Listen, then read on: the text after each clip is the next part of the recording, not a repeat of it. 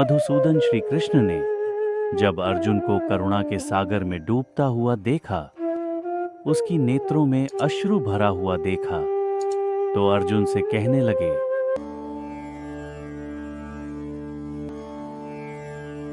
अर्जुन, इस समय इस युद्ध क्षेत्र में जब धर्म पर संकट मंडरा रहा है, ऐसी स्थिति में तुमने ऐसे हीन भावों को अपने पर हावी कैसे हो जाने दिया? जो अपने जीवन के मूल्य को, उसके महत्व को जानते हैं, वे इस प्रकार शोकग्रस्त होकर अपने कर्तव्य मार्ग को छोड़कर विषाद में डूबा नहीं करते। यह न केवल व्यक्ति को स्वर्ग से गिरा देते हैं, बल्कि व्यक्ति को अपयश का भी भागी बनाती है। हे पार्थ, नपुंसक बनाने वाली ऐसी भावनाओं के आगे तुम कमजोर पड़ जाओ, ये तुम जैसे शूरवीर को शोभा नहीं देता। हे परंतप, हृदय को दुर्बल बनाने वाली इन त्रिज भावनाओं को त्यागो और युद्ध के लिए खड़े हो जाओ।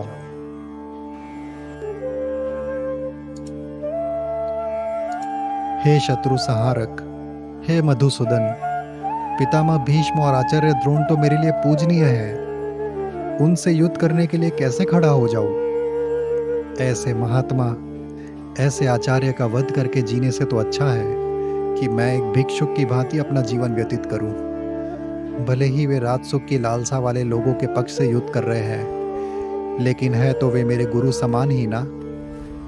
अगर वे हमारे हाथों मारे गए तो हम जो भी सुख भोगेंगे वो उनके रक्त से सनी हुई होगी।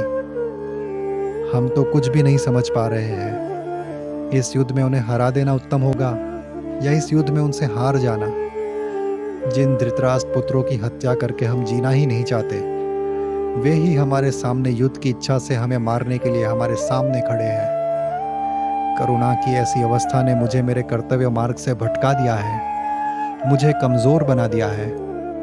अब आप ही मुझे बताएं कि मेरी ऐसी स्थिति में मेरे लिए क्या कल्याणकारी होगा। मुझे अपना शिष्य जाने और मेरे आत्मा की भी सारथी बन जाए। मैं पूरी तरह से अपने आप को समर्पित करता हूँ। कृपया मुझे कल्याण का मार्ग दिखाए। यह शोक मेरी इंद्रियों को सुखाए जा रहा है और मुझे बाहर का रास्ता मिल ही नहीं रहा। देवताओं के स्वर्ग के समान राज्य अगर मुझे पृथ्वी पर भी मिल जाए, तब भी मैं इस शोक से अपने आप को मुक्त नहीं कर पाऊंगा। इतना कहकर शत्रु संहारक अर्जुन ने श्री कृष्ण से कहा, गोविंद, मैं युद्ध नहीं करूंगा, और चुप हो गए। हे भरतवंशी धृतराष्ट्र, अंतर्यामी श्री कृष्ण ने अर्जुन की ऐसी शोकमय अवस्था को देखकर मुस्कुराते हुए उससे कहने लगे,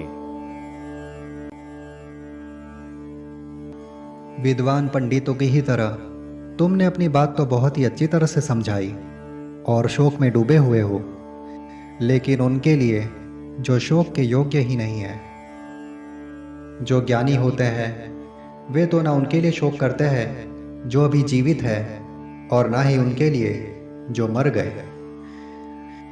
कभी भी ऐसा कोई समय नहीं था जब मैं नहीं था, या तुम नहीं थे, या ये सारे राजे महाराजे नहीं थे। ना ही भविष्य में ऐसा कोई समय होगा जब हम सभी नहीं रहेंगे। शरीर रूपी घर में रहने वाली आत्मा तो अपनी निरंतर यात्रा पर है। बाल्यावस्था से युवा अवस्था, वहां से होते हुए वृद्धावस्था। इसके बाद शरीर त्याग कर आत्मा फिर से एक नया शरीर धारण करके बाल्यावस्था की ओर आगे बढ़ जाती है। स्थिर बुद्धि वाले व्यक्ति ऐसे परिवर्तन से कभी विचलित नहीं होते। जिस प्रकार शीतकाल और ग्रीष्मकाल आती जाती रहती है और उनका एहसास कुछ समय के लिए शरीर को होता है, ठीक उसी प्रकार सुख और दुख भी आती जाती रहती है, सदा के लिए नहीं रहती। इसलिए हे भरतवंशी, मनुष्य को चाहिए कि सुख और दुख से प्रभावित हुए बिना ही उन्हें झेल जाए। हे पुरुषों में श्रेष्ठ, जो व्यक्ति सुख और दुख से विचलित नहीं होता, दोनों ही स्थिति में समान भाव रखता है, ऐसा व्यक्ति मोक्ष के मार्ग पर आगे बढ़ जाता है। जिन्होंने सत्य को तत्व से जान लिया, वे बताते हैं कि जो नित्य है उसमें कोई बदलाव नहीं, और उसी की सत्ता है। और जो अनित्य है अर्थात पदार्थ है, वो सदा रहता नहीं।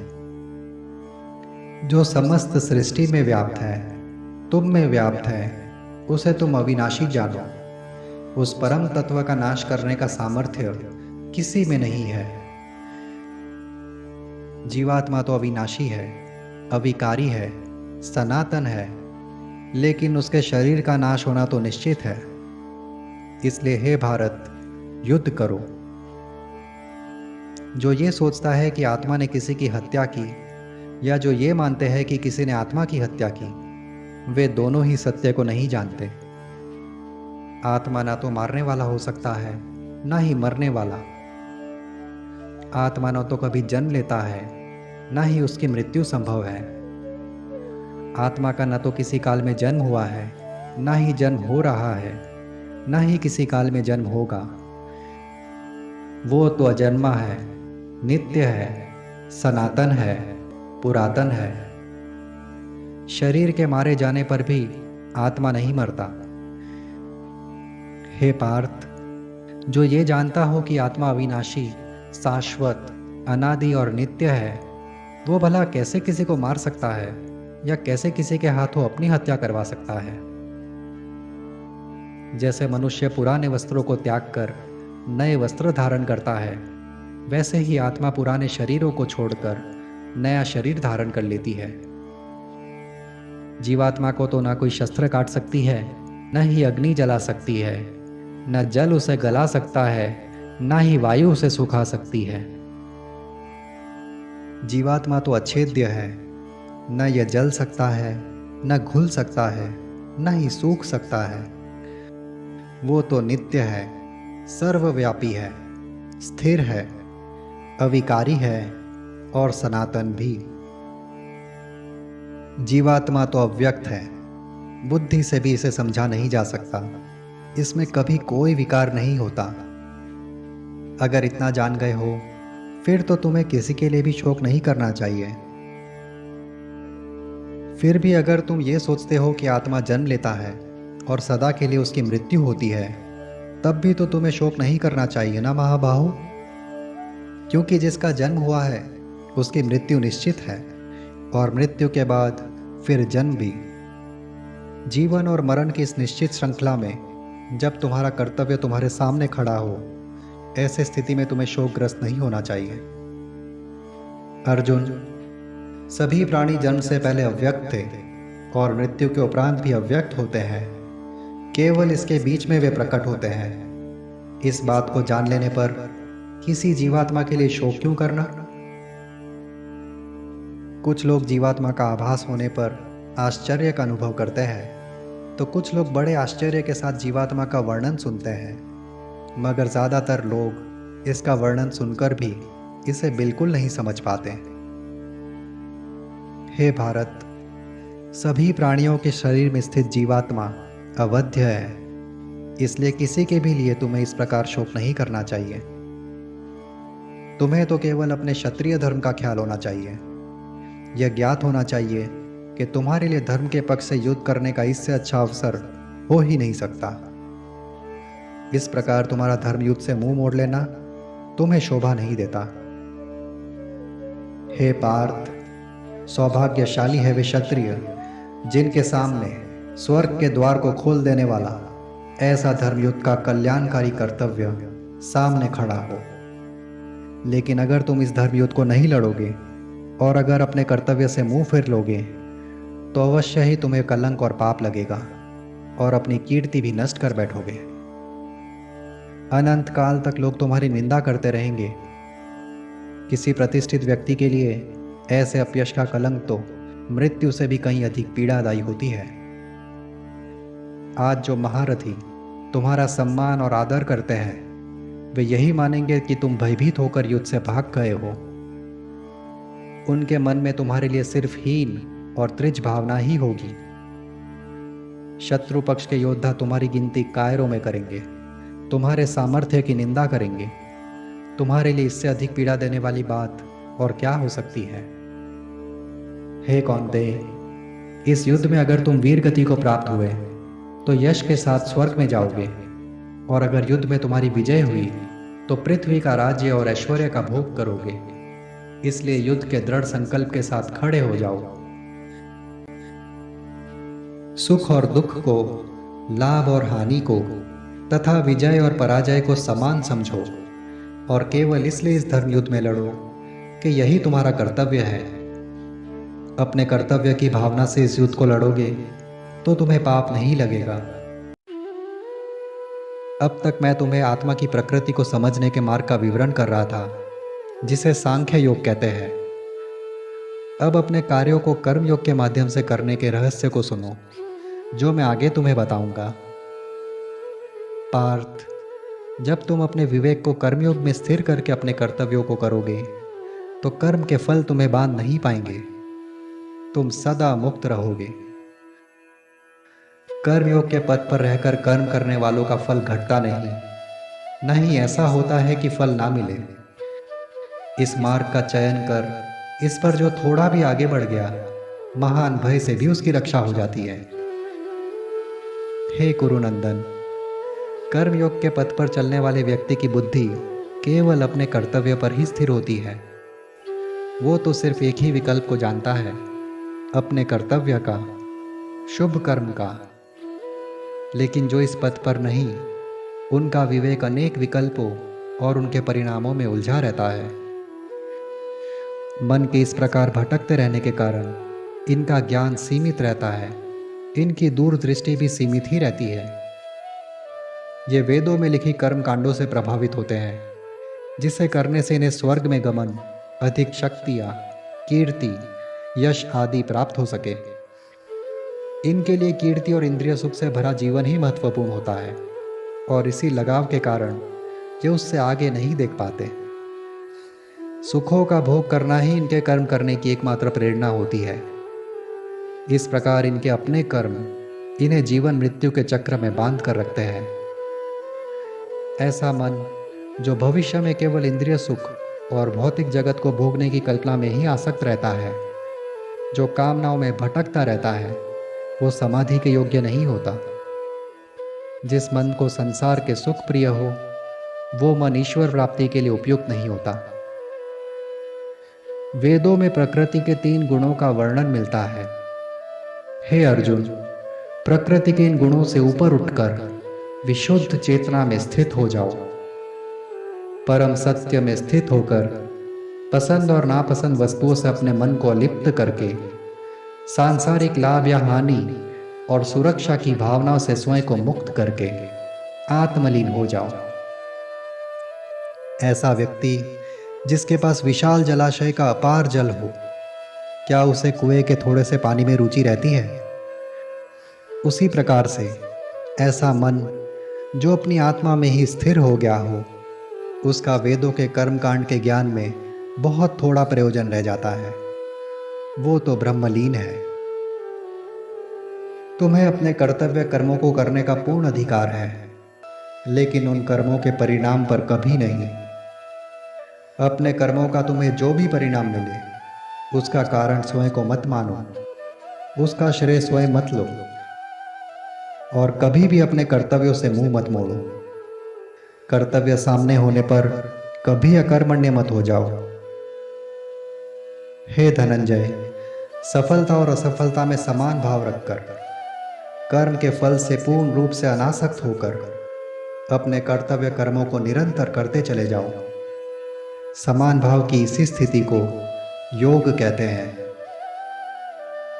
हे धनंजय, फल प्राप्ति के हेतु से कर्म करने की भावना से अपने आप को पूर्ण तरह से काट कर, बुद्धि को स्थिर कर, अपनी चेतना को ईश्वर में लगाकर कर्म करो।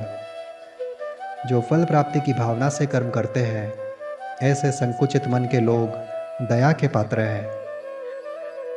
ईश्वर परायणता के भाव से कर्म करने वाले कर्मयोगी को उनके कर्म के शुभ और अशुभ कर्म फल दोनों ही बांध नहीं पाते। इसलिए तुम भी अपने कर्तव्य कर्मों में कर्मयोग की भावना से कर्म करने में अपने आप को स्थिर करो। कर्म में कुशलता का रहस्य भी इसी में छिपा है।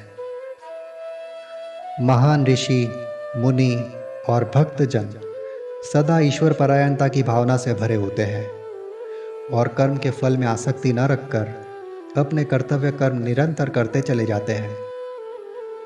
कर्मयोग की यही भावना उनके दुखों को काट देती है और वे जीवन, मृत्यु और अन्य सभी बंधनों से मुक्त होकर पुण्य पद को प्राप्त होते हैं।